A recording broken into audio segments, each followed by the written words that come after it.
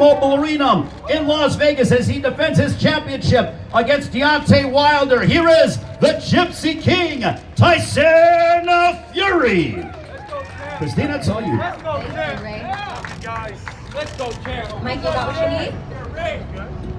What's up, Tyson? How are you? I'm good. Are you? I'm doing well, thank you. Thanks for joining us here today. Finally, fight week. God, I feel like it's been forever to get to this point. 20 months in the making, so we're all glad we're here, and it's I'm glad I brought a good British weather with me. Nice and cold for Las Vegas. You actually have a shirt on, a vest on though this time. Now look, Deontay was up here earlier. Malik Scott, focused, ready to go. I know you don't pay attention to social media, you don't pay attention to what has been said, but he was asked about if he was going to be a more refined or a brand new Deontay Wilder, and he feels like it's going to be the reintroduction of him. Do you really feel that there's anything new in this amount of time that has passed that the world could see from him? I think you could go to college and get a master's degree in nearly 2 years. So for a boxer to change his style is very easy to do. But no matter what Deontay Wilder does, I'm still going to knock him the fuck out.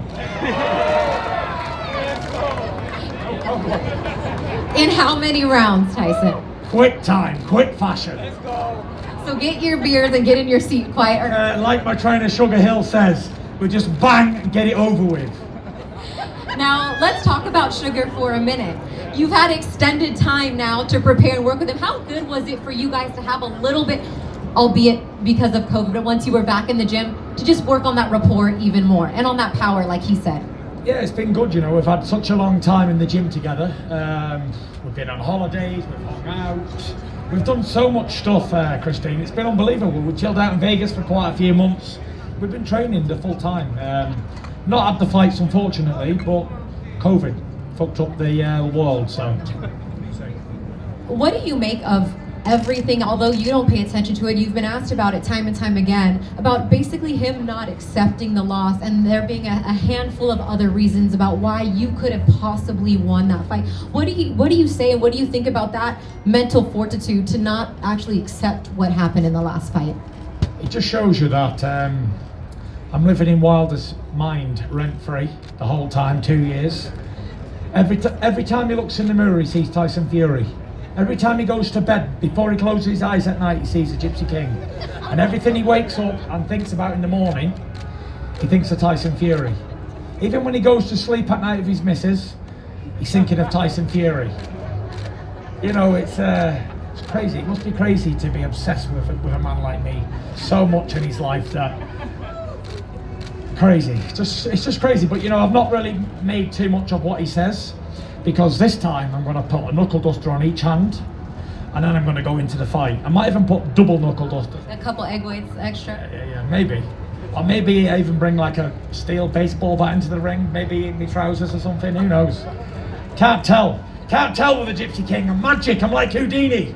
Let's go, champ. Let's go, champ. Yeah. Much of you said that this is not round 1 of the 3rd fight, but instead round 20.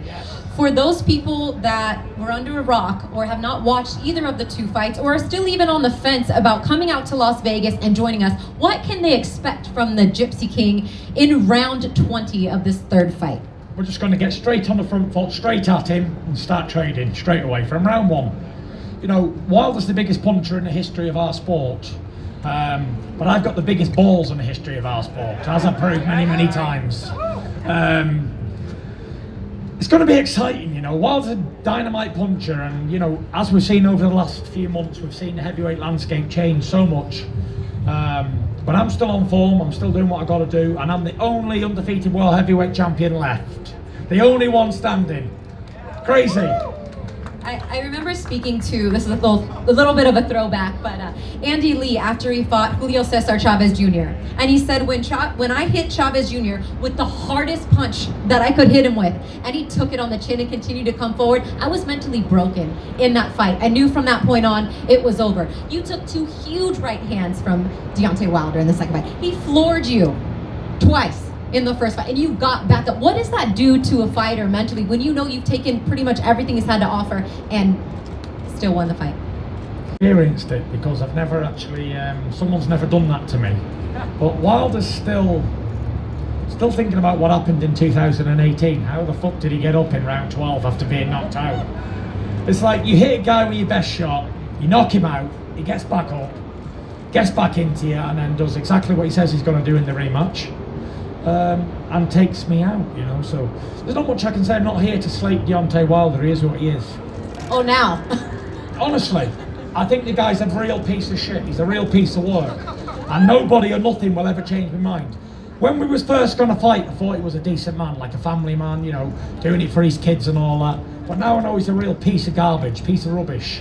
And I'm going to knock him spark out on Saturday night. And I cannot wait to get him in that ring and give him a good hiding, for sure. I might even take it slow with him. I might take it slow and punish him, make him say no mas.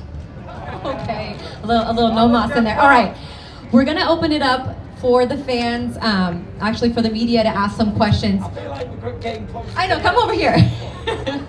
Shall we dance, Tyson? Yes. I would love to dance. Right, where's the DJ? Hit the music! Hit it. You say. All right, we're gonna go. Gareth has a question right here. Go ahead, Gareth.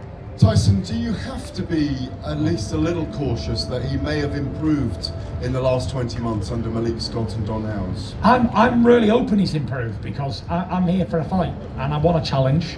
I didn't come all over the America and be undefeated for 13 years not to get a challenge, Gareth. You know me. Harder the challenge, the better I fight. So hopefully he comes and I hope he's 50-60% better than he was last year or the year before, because I know I've got better and I don't need to get better because there's an old saying, if it's not broke, don't fix it. So we'll see, but I believe I've improved 40% than I was before. So if he hasn't, then he's in for a real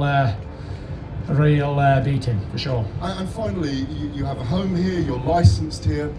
He's American, but do you feel like the home fighter? For sure, this is Las Vegas. I was built and born for this. Las Vegas is the home of the Gypsy King, for sure. I mean, look at the outfit.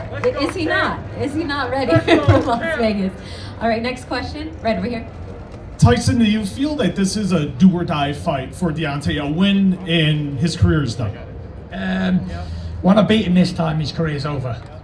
Just like if AJ loses again to Usyk, his career's over too. So, yeah, he really needs a win, but he ain't getting it, that's for sure.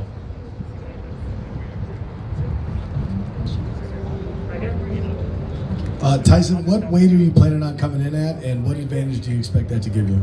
I'm going to come in at heavyweight, and you know, what do you think, Christina? Like 270-ish, maybe? No, you didn't say that before. 265 is what I said. It's all a guess. Yeah, it was a good guess. It was a good guess. But listen, it doesn't really matter what weight heavyweight comes in at. Whether he comes in at 210 pounds or he comes in at 310, it's really unimportant, you know. I recently watched a documentary on the great Sonny Liston, and they said he was the first of the real big men. He weighed 215 pounds and he was 6'1". So anybody can knock anybody out in any size. A little man can knock out a big man, as we've seen with David and Goliath all them years ago. So it's not really the size of the man, it's the fight within the individual, that's for sure. All right, I think that's it. Thank you, Tyson, for your time. We really appreciate it. That was quick. That's it. Well, I'm sure they're gonna follow you back over here and ask you some more. Give it up for the Gypsy King.